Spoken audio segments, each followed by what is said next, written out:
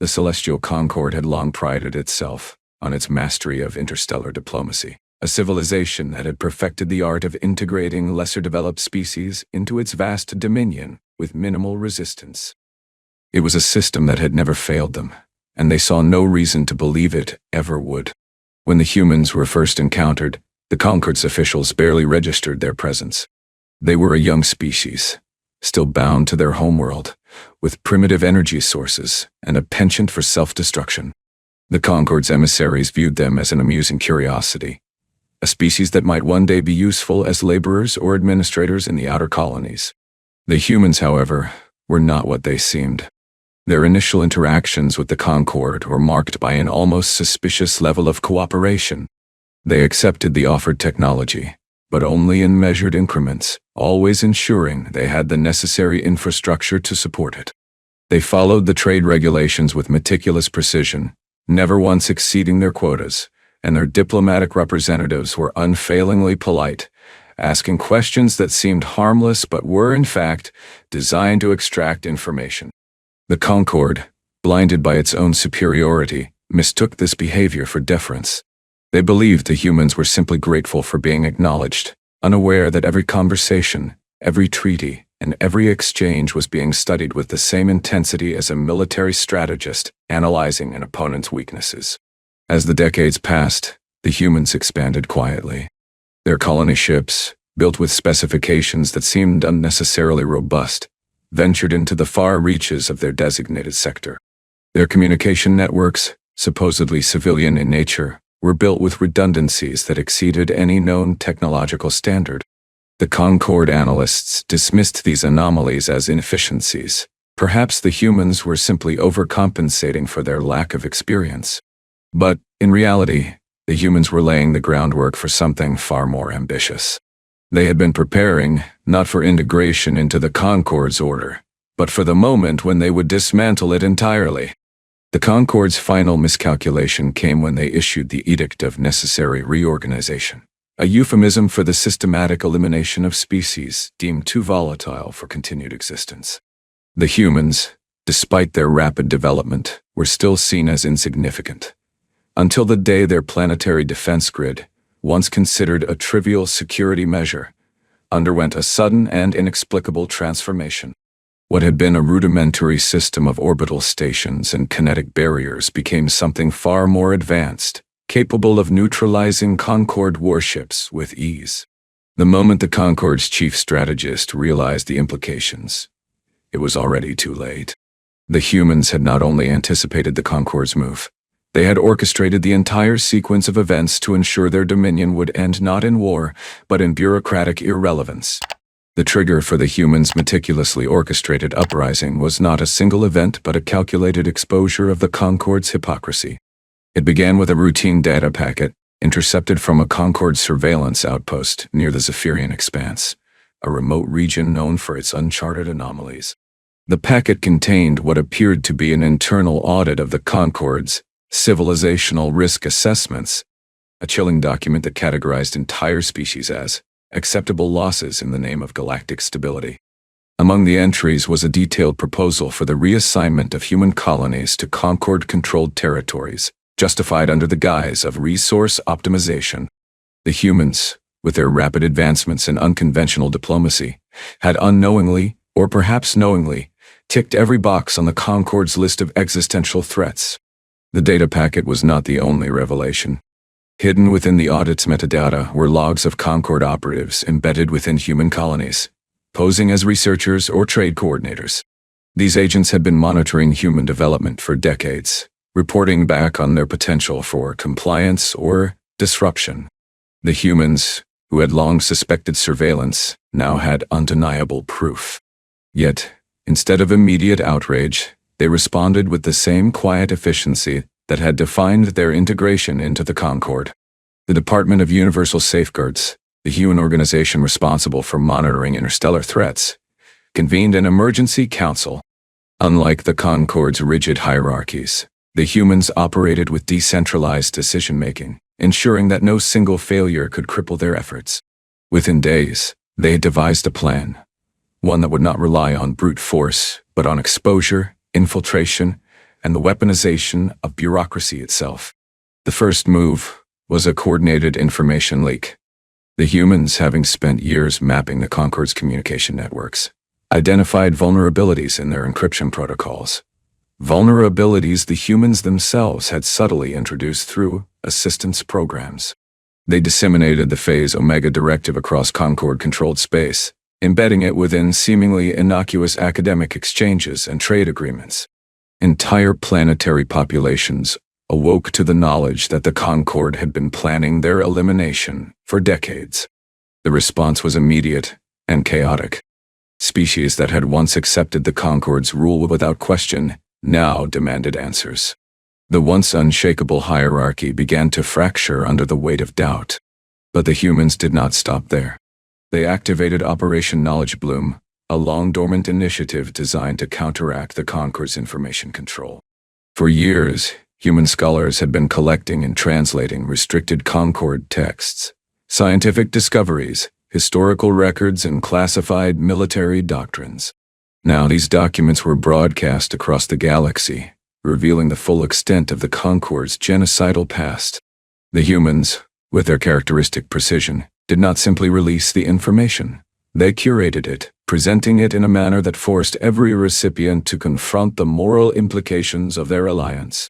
The Concord, blindsided by the speed and effectiveness of the human response, scrambled to contain the fallout. Their diplomatic corps attempted to downplay the revelations, dismissing them as misinterpretations of standard administrative procedures. Their military command, however, was already in disarray. Human-built infrastructure, once seen as inefficient, now revealed its true purpose. Every station, every colony ship, and every communication hub had been designed to integrate seamlessly with human systems. The moment the humans chose to act, they gained access to the very networks that had been meant to control them. The tipping point came when the Concord Central Command attempted to initiate a planetary lockdown on human settlements, only to find their systems compromised. Every directive issued was met with a human countermeasure. Orders were rewritten, fleet movements were rerouted, and entire military installations were placed into maintenance mode indefinitely. The humans had not merely prepared for war, they had rewritten the rules of engagement before the first shot was ever fired.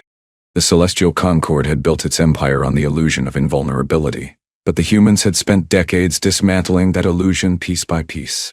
The moment the Concord attempted to enforce its planetary lockdown, it encountered an unprecedented resistance, not in the form of weapons or fleets, but in the form of bureaucracy. Every directive issued by the Concord Central Command was met with an official human response, meticulously formatted and signed by the Department of Universal Safeguards, a division the Concord had previously dismissed as a minor regulatory body. These responses, however, contained clauses the Concord had never anticipated, legal stipulations embedded within trade agreements, infrastructure treaties, and diplomatic accords that had been signed decades ago. The humans had ensured that every document they had ever ratified included provisions for self-defense, mutual cooperation, and, most importantly, the right to override Concord directives if they violated universal ethical standards. As the lockdown failed to materialize, the Concord's military command attempted to seize control through more direct means. They dispatched fleets to human-controlled systems, expecting swift compliance. What they found instead was a fleet of human vessels that had seemingly emerged from nowhere, their hulls reinforced with materials that defied Concord understanding. The humans had not merely hidden their advancements, they had designed them to be undetectable until the moment of activation. Their ships, built with a lattice of adaptive energy shielding, absorbed and redirected Concord energy-based weaponry, rendering entire battalions ineffective. The humans, ever courteous, responded to these incursions with polite but firm messages. "We understand your directive was issued in good faith, but we regret to inform you that your fleet has been temporarily reassigned to a non-combat deployment. Please review your updated mission parameters for details on your new role in the Galactic Harmony Initiative." The Concord's leadership, still reeling from the information leaks, struggled to comprehend the extent of their loss. Their military systems, once considered unbreakable, were now under human oversight.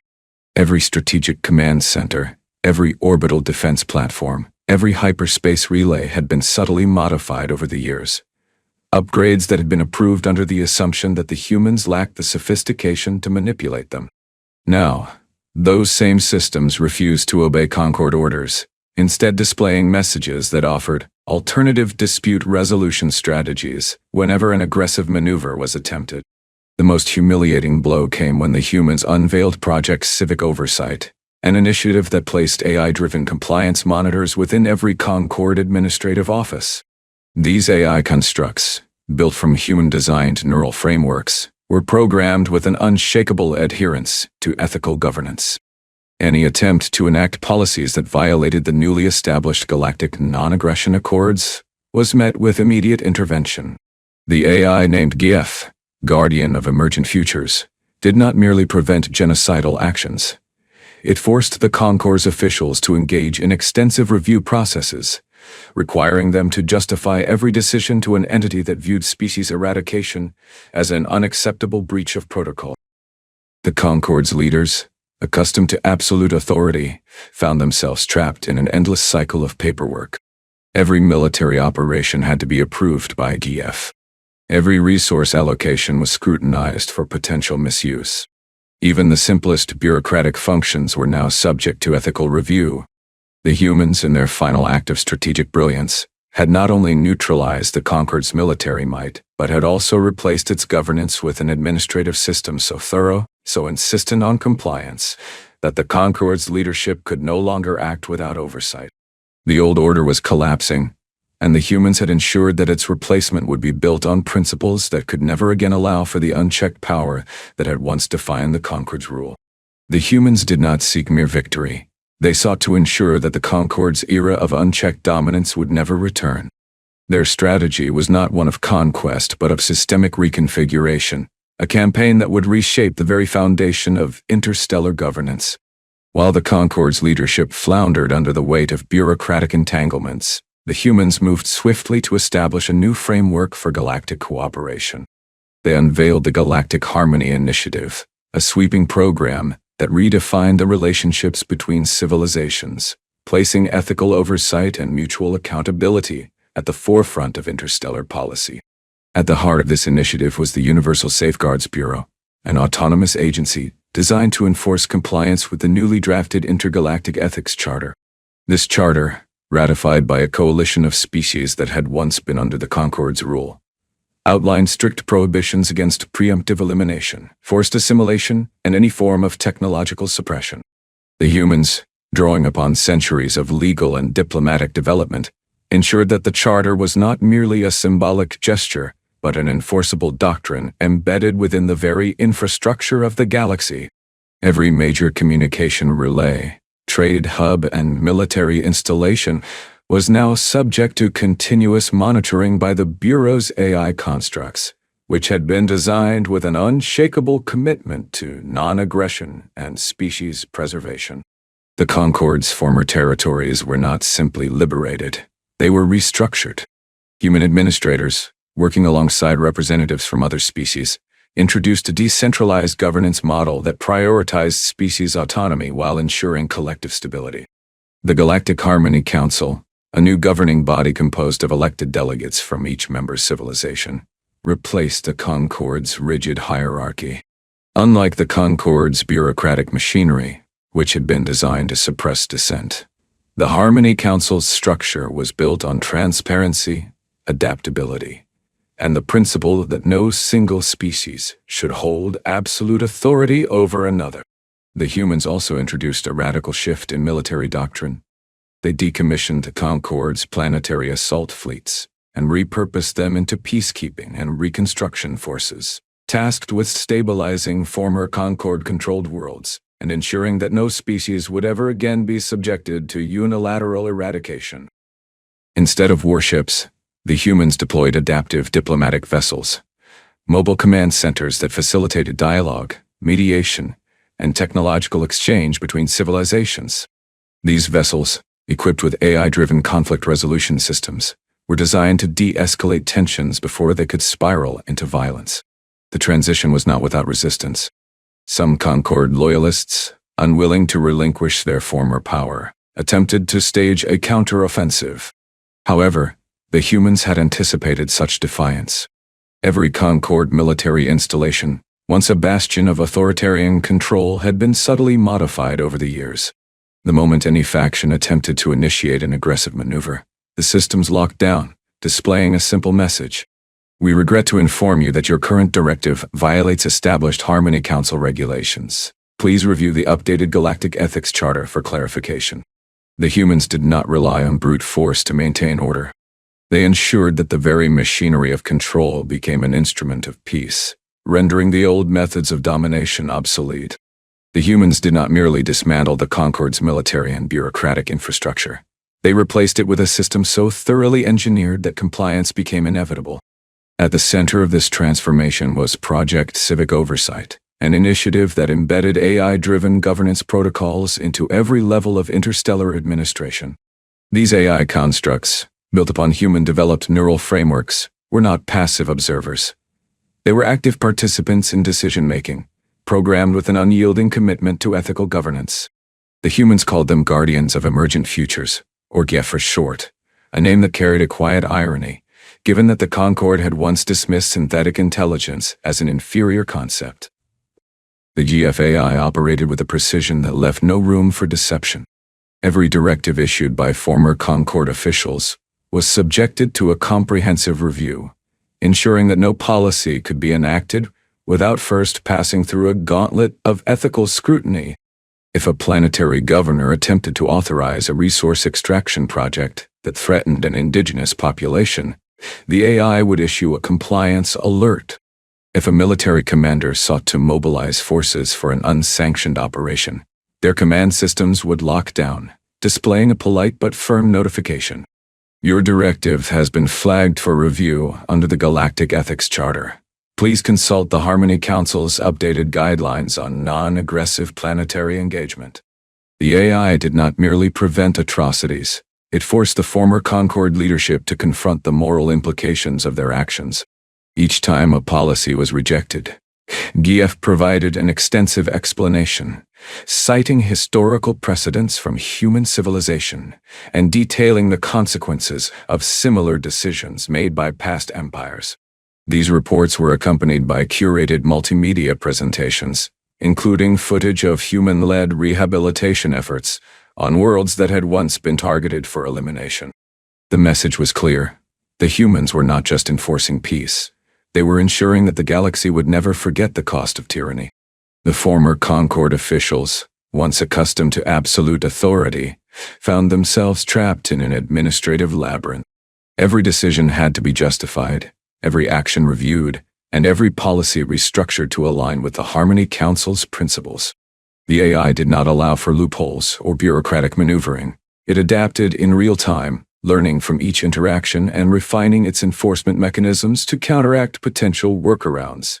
The humans, in their final stroke of strategic brilliance, had ensured that the Concord's downfall was not temporary, but permanent. Their empire had not merely been defeated, it had been reprogrammed. With the Concord's influence dismantled and the Harmony Council firmly in place, the galaxy entered a new era defined by collaboration and mutual respect. The humans, who had spent decades preparing for this moment, now turned their focus to restoring the balance of power among the diverse civilizations that had once lived under the Concord's oppressive rule.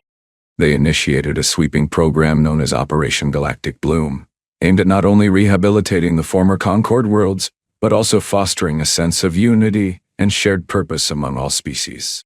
Human diplomats, trained in the art of negotiation and cultural sensitivity, traveled to each former Concord territory, engaging with local leaders and communities. They facilitated interstellar forums, where representatives from various species could voice their concerns, share their histories, and collaborate on the development of new governance models. These forums were not mere bureaucratic gatherings. They were vibrant celebrations of diversity, complete with cultural exhibitions and shared meals that highlighted the unique traditions of each participating civilization. The humans insisted that the best way to heal the wounds of the past was to create a future where every species could thrive together. To further cement this new order, the humans introduced the Galactic Harmony Index, a metric that assessed each species' adherence to the principles of the ethics charter. This index was not punitive. Rather, it served as a motivational tool, encouraging civilizations to strive for better practices in governance, technology sharing, and cultural exchange. The humans provided support and resources to those who scored lower, ensuring that every species had the opportunity to improve and contribute to the collective progress of the galaxy. The former Concord worlds, once shrouded in fear and compliance, began to flourish anew. The humans established training academies that offered courses in ethical governance, conflict resolution, and technological advancement, all taught by a diverse array of instructors from various species. These academies became hubs of knowledge and innovation, where ideas flowed freely and collaboration was celebrated. The humans emphasized that knowledge was a shared resource, and through these programs, they cultivated a sense of ownership and responsibility among the participants. In the aftermath of the Concord's collapse, the humans also launched the Galactic Species Exchange Program, which allowed species to share their unique technologies and cultural practices with one another. This program was not only a means of rebuilding trust, but also a way to ensure that the galaxy would not fall back into the patterns of isolation and competition that had once defined it. The humans encouraged every species to showcase their strengths, creating a tapestry of interstellar cooperation that had never before been seen. As the galaxy embraced this new order, the humans continued to monitor and support the transition, ensuring that the Harmony Council remained a living, breathing entity capable of adapting to the ever-evolving needs of its constituents. They understood that true peace required ongoing effort, and their presence was a reminder that the lessons of the past would not be forgotten. The galaxy was no longer a collection of disparate civilizations. It had become a vibrant community, united in its pursuit of harmony and progress. The transformation of the galaxy was not a fleeting victory, but a sustained revolution, one that redefined the very nature of interstellar civilization. The humans, having spent decades preparing for this moment, ensured that their influence extended far beyond the immediate dismantling of the Concord's authoritarian regime. They established the Galactic Harmony Index, a dynamic assessment tool that evaluated each civilization's ethical development, technological transparency, and cultural inclusivity. This index was not a mechanism of control but a beacon of progress, encouraging species to evolve beyond the predatory hierarchies that had once dominated galactic affairs. To enforce this new standard, the humans deployed a network of sentient oversight nodes, autonomous AI constructs designed to monitor compliance with the intergalactic ethics charter. These nodes, embedded within planetary governance systems, trade networks, and military infrastructures, acted as impartial arbiters, ensuring that no species could revert to the old ways of conquest and suppression.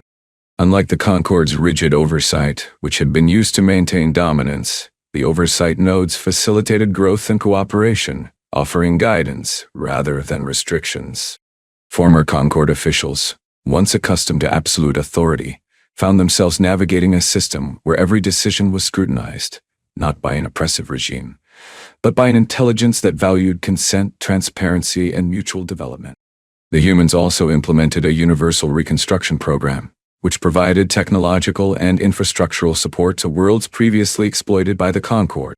Formerly resource-starved colonies were equipped with advanced energy systems, self-sustaining agricultural networks, and decentralized communication hubs that ensured no single power could monopolize information again. The program was not a handout, but a structured initiative that encouraged species to contribute their own innovations in exchange for access to human-designed technologies. This created a cyclical economy of knowledge, where progress was not dictated by a central authority, but driven by collective effort. Yet perhaps the most enduring aspect of the human-led revolution was their approach to diplomacy. They introduced the Interspecies Fellowship Initiative, a program that paired emerging civilizations with more advanced ones, fostering mentorship and collaboration rather than subjugation. Every species was given a voice, and every voice was heard through the Galactic Accord forums, where representatives from across the cosmos gathered to discuss policies, resolve disputes, and share advancements. The humans, despite their role in orchestrating this new order, did not seek to dominate it. Instead, they positioned themselves as facilitators, ensuring that the galaxy remained a place where no civilization could ever again wield unchecked power over another. The remnants of the Concord, once the undisputed rulers of the stars, found themselves in an unfamiliar position, accountable. Their former strongholds were now governed by the very species they had once dismissed as inferior. Their military forces, once instruments of control, were repurposed into peacekeeping and restoration units, tasked with rebuilding the worlds they had once exploited. The humans, ever meticulous, ensured that every former Concord official underwent mandatory ethical reconditioning, a program designed not to erase their past, but to recontextualize it within a framework of collective responsibility. The galaxy had changed. It was no longer a place where might dictated right, where species were forced to conform or face extinction. The humans had not merely won a war. They had rewritten the rules of existence, ensuring that the future would be shaped by cooperation, accountability, and the shared pursuit of progress.